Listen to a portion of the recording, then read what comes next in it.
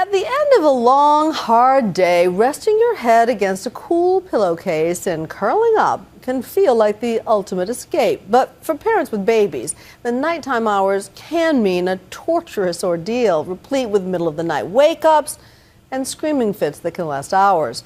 And as Juju Chang found out, some bleary-eyed moms and dads will try and spend anything for a little peace and quiet.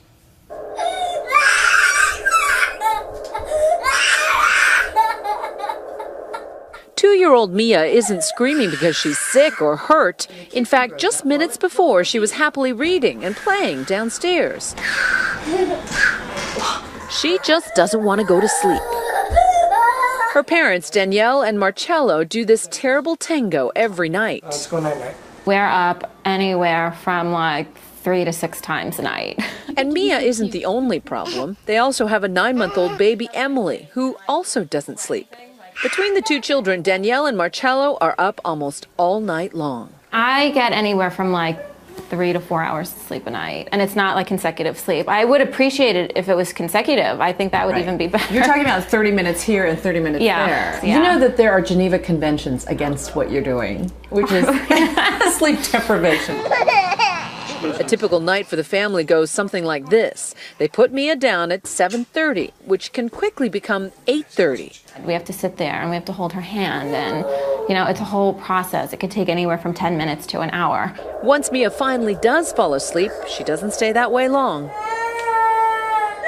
Between midnight and 2 a.m., 1 or 2 a.m., she's screaming so loud that A, I'm afraid she's going to wake Emmy up.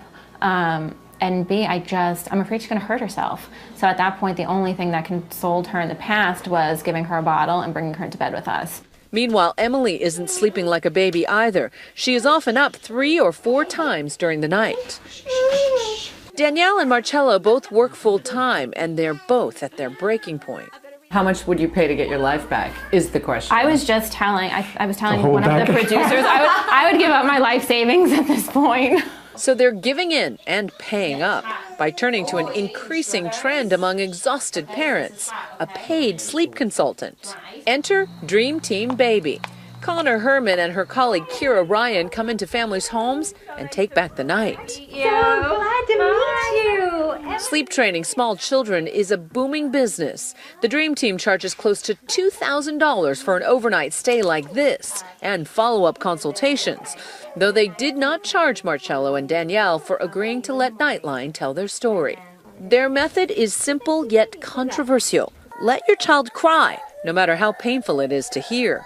Tonight, the Dream Team is actually going to spend the night on the floor in Mia's room. Step number 1, black out the windows so the room is completely dark. Step number 2, turn on a sound machine to drown out any noise. This is white noise. And number 3, the hardest, put the baby to bed and walk away. We really believe that after 4 months, children are ready to be successful at sleeping through the night. To prepare Mia for what's in store, she's been reading a book on the iPad about a little baby bear who goes to sleep all on her own. Baby bear goes in the crib all by herself. But the book probably didn't prepare her for this. One goodnight kiss from Mommy. And just like the book, Mommy thinks that you're a big girl and you can stay in your crib and put yourself to sleep all by yourself.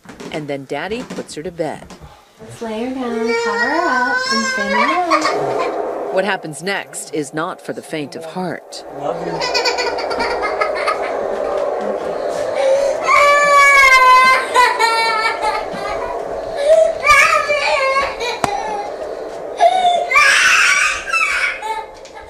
After about 20 minutes, which for Danielle and Marcello feels like an eternity, Mia finally falls asleep. So tell me what you were experiencing when that was happening. So anxious because I wanted to be with Mia, and Emily was crying. But over the course of the night, she wakes up 4 more times. I feel bad. I feel like she's helpless right now. Mommy's bed. Mommy's bed. I mean, how could you not bring her in when she's asking for Mommy's bed? But sticking with the Dream Team's plan, they do not go to her until 7:30 a.m. You see, Mia, I knew you could do it. Yes. She could. Girl, and you're going to teach Emmy how to do it because you're the big sister. Yeah. Soon after, she is happily playing. The Cry It Out method is much debated, even though a recent 5-year study in the journal Pediatrics showed that letting a baby cry caused no long-lasting physical or psychological harm. Some parents and doctors think it can potentially leave babies feeling abandoned and helpless. As a mother who let the baby cry it out, what's wrong with letting them do that if it teaches them how to self-soothe and go to sleep? Well, I would think of crying it out in a kind of a similar way to spanking. Spanking can work. A lot of people will tell you that's the best thing. That's what worked for their kids. But it fundamentally doesn't feel right, and it teaches them the wrong message. Dr. Harvey Karp is the author of the Happiest Baby on the Block books and DVDs. When your child cries, maybe they're yanking your chain, maybe they're just in the habit, but maybe they're in distress. But the Dream Team stands by its philosophy that short-term, controlled crying is the best way to achieve long-term sleep success. A good night's sleep is a great, yummy, wonderful thing, and that's what you're going to be giving to your child. Then it's something to celebrate. 2 weeks after the intervention with Mia, the team's methods seem to have paid off. Miraculously, Mia is sleeping 12 hours a night and going to bed without a peep. Okay. Good job. Night-night. Okay. Emmy, however, is a work in progress. It's okay.